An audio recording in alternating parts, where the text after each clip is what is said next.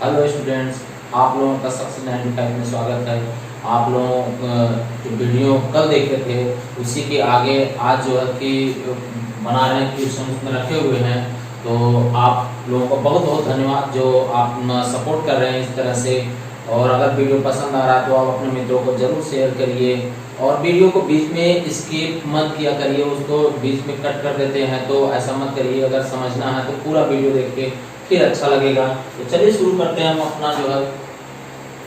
तो क्या बताए थे इसमें हम आपको कि जैसे आप पढ़ते जाइए वैसे ही फिगर बनाते चलिए। जैसे यहाँ लिखा है एक सीधी सड़क, तो एक सीधी सड़क बना दीजिए। अब सीधी सड़क जो होती है पृथ्वी पर अर्थात क्षैतिज होती है, तो एक क्षैतिज आप लाइन खींच दीजिए, ये हो गई सीधी सड़क। फिर उसके बाद क्या है, सीधी सड़क के किनारे। अब सीधी सड़क के किनारे अगर सड़क इतनी चौड़ी है, ये इतनी चौड़ी सड़क है, तो या तो इस तरफ जो है कि बात कर रहा है या तो फिर इस तरफ की। तो इस तरफ हो या इधर हो, तो एक मीनार के किनारे, सड़क के किनारे खड़ी एक मीनार। तो इसके किनारे मान लेते हैं यहाँ पे एक मीनार खड़ी है, ये एक मीनार खड़ी है, ठीक है। मीनार के किनारे, मीनार के किनारे, ये मीनार है, इसी के किनारे इधर ही दो स्थित क्रमागत किलोमीटर के, क्रमागत किलोमीटर का मतलब यह हुआ अगर यहाँ से यहाँ तक की दूरी x मान लेते हैं तो इधर की दूरी कितनी हो जाएगी, 1 होगी, क्योंकि क्रमागत यही आपका होता है क्रमागत। ये आपका क्या है, संधि विच्छेद अगर कर दें तो क्या आ रहा है, क्रम धन आगत है। अब क्रम से जो आए मतलब 5 के बाद अगर इसी के क्रम से कौन सी संख्या आती है तो 6 आता है, इसके बाद कौन सी क्रम से संख्या आएगी, 7 आएगी, मतलब एक ज्यादा। तो अगर ये x है तो इधर क्या होगा, एक ज्यादा होगा, तो यहाँ x होगा तो टोटल कितना हो जाना चाहिए, x + 1 होना चाहिए। तो यहाँ x मानेंगे तो यहाँ कितना मानेंगे, यहाँ से यहाँ तक 1। अब क्या है कि दो के पत्थरों के अवनति कोण, यहाँ पत्थर है, एक पत्थर यहाँ पर है और एक पत्थर यहाँ पर है। अवनत कोण का मतलब हो गया क्या है जी, यहाँ से देखा जा रहा है, तो यहाँ से इस पत्थर को भी देखा जा रहा है और यहीं से इस पत्थर को भी देखा जा रहा है।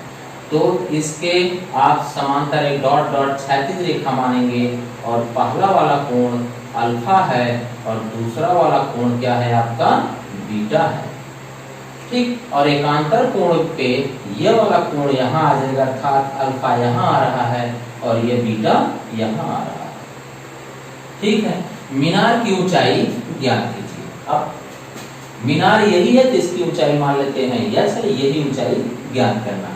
तो यहाँ पे मान लें कि यक्स है ए, यहाँ पर बी, यहाँ पर सी और यहाँ पे क्या है डी, ठीक है। कंफर्म हो गई नहीं, आपको क्या लिखा है, एक सीधी सड़क, तो एक सीधी सड़क हो गई, सीधी सड़क के किनारे खड़ी एक मीनार। अब इस सीधी सड़क के किनारे क्या है, मीनार खड़ी है, मीनार के किनारे, मीनार के ही किनारे स्थित दो क्रमागत किलोमीटर के पत्थरों के अवनति को, दो क्रमागत किलोमीटर तो क्या है, पत्थर है, एक x पर है तो एक क्या है, 1 पर है, तभी एक क्रमागत होगा।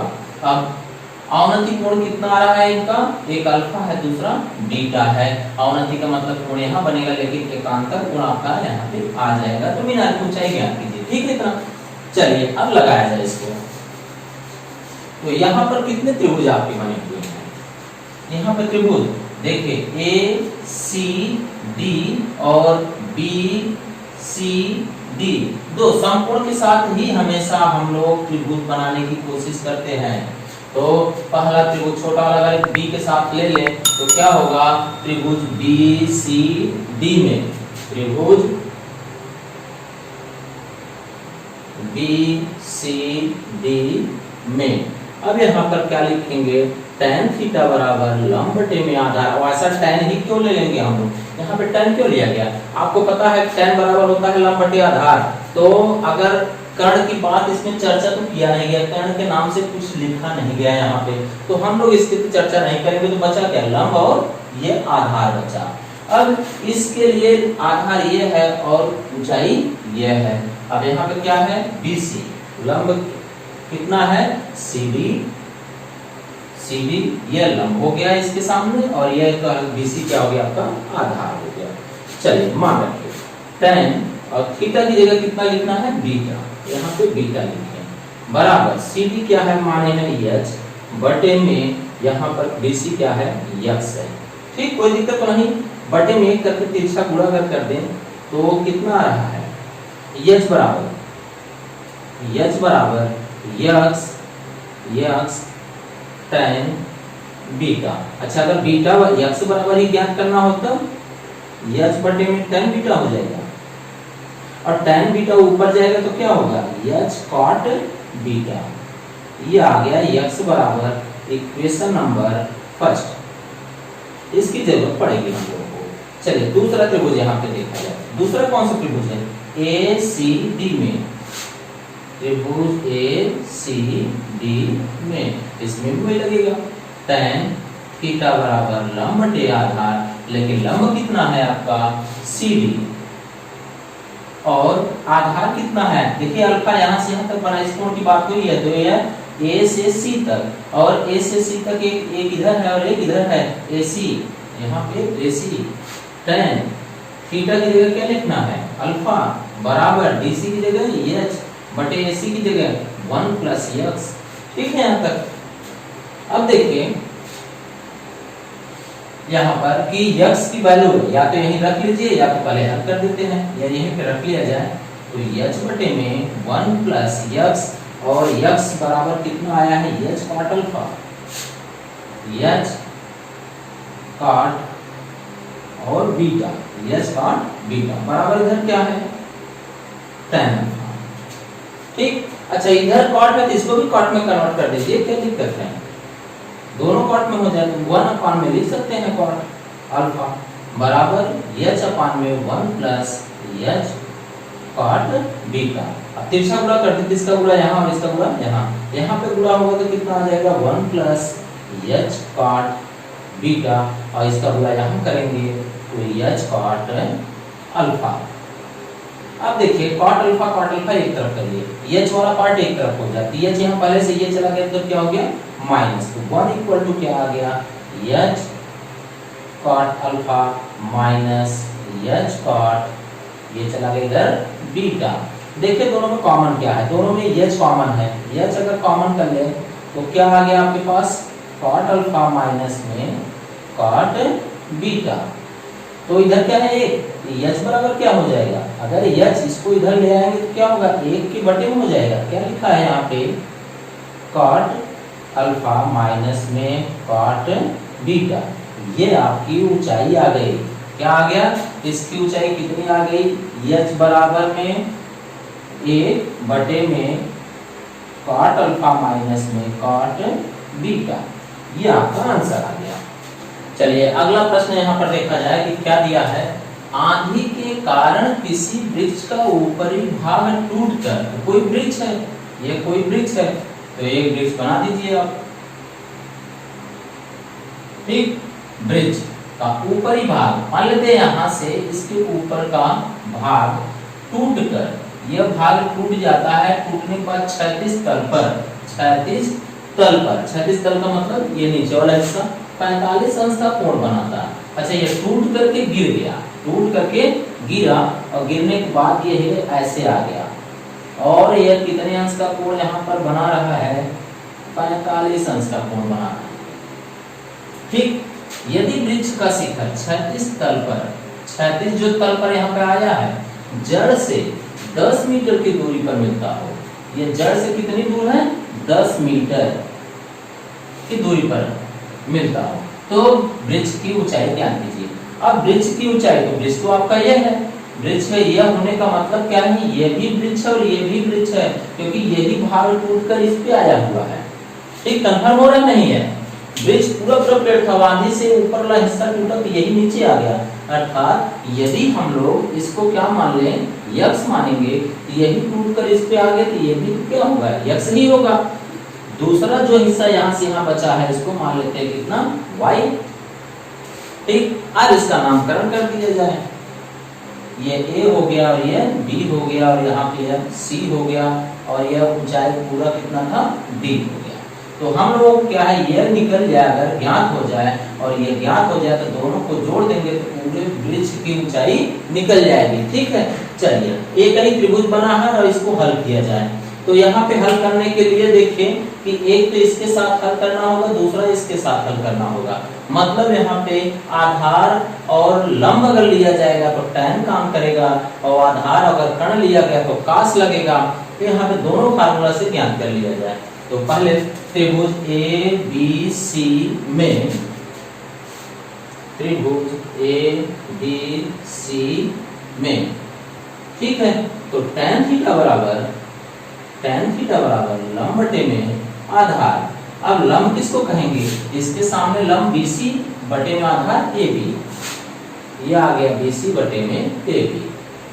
ठीक, तो ये तो आप मान ले तो लिख ही सकते हैं कि मानने वाली जो चीज है उसको लिख सकते हैं। माना पेड़ की ऊंचाई कितना है, टूटा हुआ भाग AC बराबर x और BC बराबर y दे तो कोई दिक्कत नहीं है। तो कैलकुलेशन में केवल यहाँ पर tan थीटा बराबर कितना है, वहां पे 45 अंश बराबर BC की वैल्यू कितनी है, BC की वैल्यू कितनी y, और बटे में AB की वैल्यू कितनी है 10 मीटर। अब इसका मान कितना होता है, तो 1 बराबर y बटे में 10 बटे में करके तिरछा गुणा करिए तो y बराबर क्या आ रहा है, y बराबर आपका आ गया 10 मीटर। यह जो हिस्सा नहीं टूटा है उसकी ऊंचाई हम लोगों को पता चल गया। अब इसको लगाते हैं यहाँ आधार बटे में कर्ण, और ये किसका है फार्मूला है, त्रिभुज ABC, उसी त्रिभुज में अब यहाँ cos थीटा बराबर आपका होता है आधार बटे में कर्ण।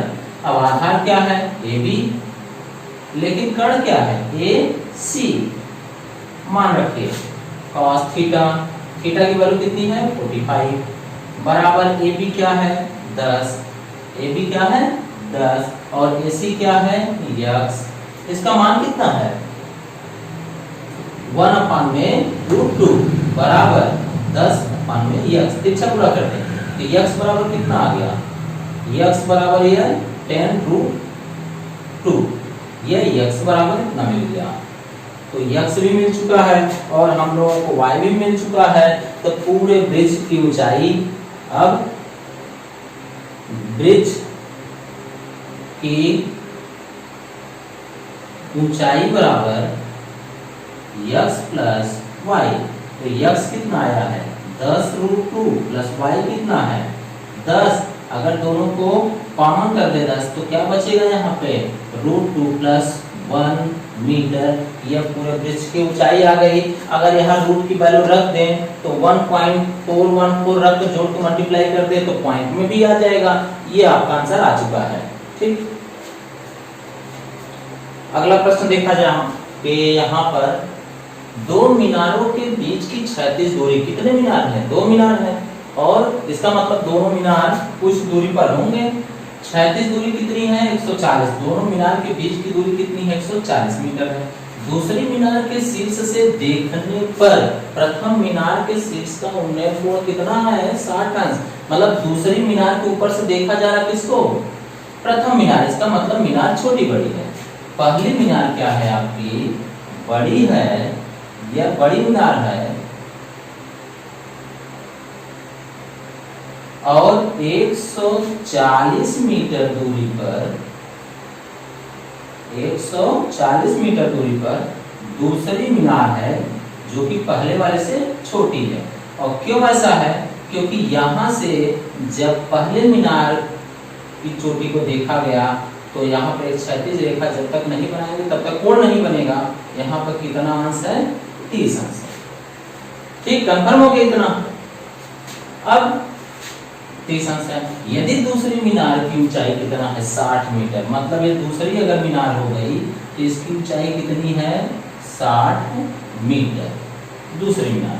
तो प्रथम मीनार की ऊंचाई ज्ञात कीजिए, तब इस मीनार की ऊंचाई ज्ञात करना है। अच्छा, ये दोनों एक दूसरे के क्या है समांतर, अगर इसको समांतर खींचा गया तो बीच की दूरी तो बराबर होगी, और 60 यहाँ है तो 60 यहाँ पर भी रहेगा मीटर। तो इतना हिस्सा और ज्ञात करना हम लोग मान लेते हैं यच। अगर ये यच निकल जाती 60 में जोड़ दे पूरे मीनार की ऊंचाई निकल जाए। और अगर 140 ये है तो 140 ये भी होगा।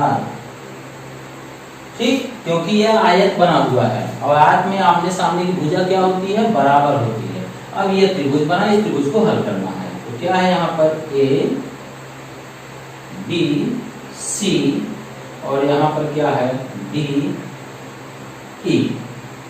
ठीक, कोई दिक्कत नहीं। अब इस त्रिभुज को हल करके एच का मान निकाला जाए और देखें तो यहाँ पे अगर मान लिया जाए कितना है कि बी सी बराबर कितना है एच और त्रिभुज ए बी सी में, अब देखिए यहाँ पर यह लंब हो गया, यह आधार, क्योंकि इसके सामने लंब होगा तो tan थीटा लगेगा। तो tan थीटा बराबर फार्मूला क्या होता है, लंब बटे आधार। अब लंब कितना है देखिए BC है, वो आधार कितना है AB है।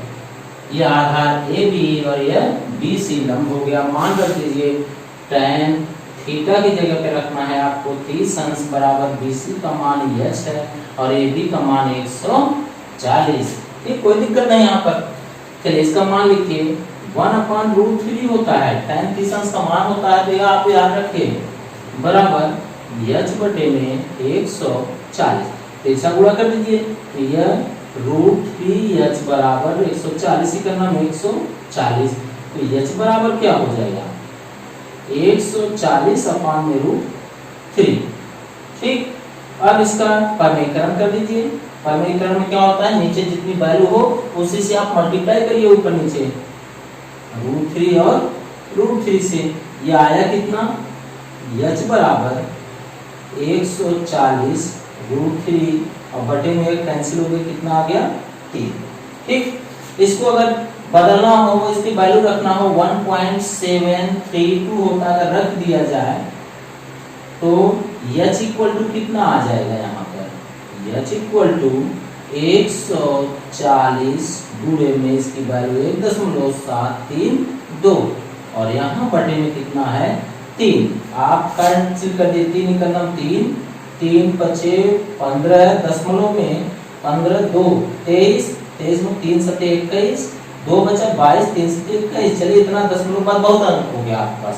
अब इसका गुणा कर दीजिए यहाँ पर, इसका अगर गुणा कर देंगे तो कितना आ जाएगा h बराबर, देखिए 0 का 0, 14 25 70, 14 6 14, 14 सते 98, 98 का 8 9 बचा है, फिर 14 सते 98, 98 और 9 कितना होता है 107, 98 और 9 कितना हो गया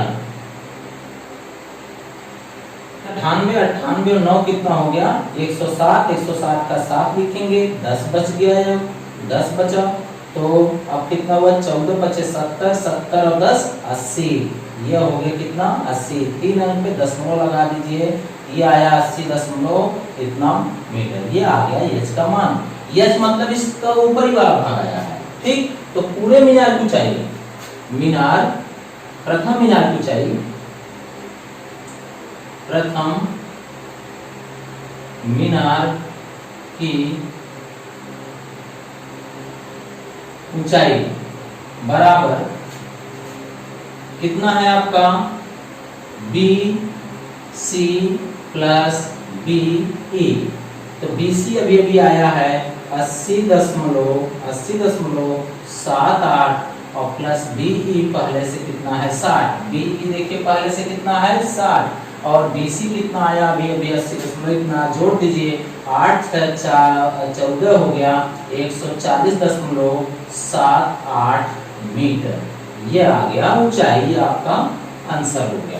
कंफर्म हो गया यह सवाल, कोई दिक्कत तो है नहीं, केवल फिगर देखिए और उसके बाद यह अंदाजा लगा लीजिए कि साइन पास टाइम में से कौन सा लग रहा है। ठीक, अगर आप लोगों को वीडियो पसंद आ रहा है तो प्लीज अपने जो है कि दोस्तों को शेयर करिए और ज्यादा से ज्यादा लोगों को जोड़ने की कोशिश कीजिए।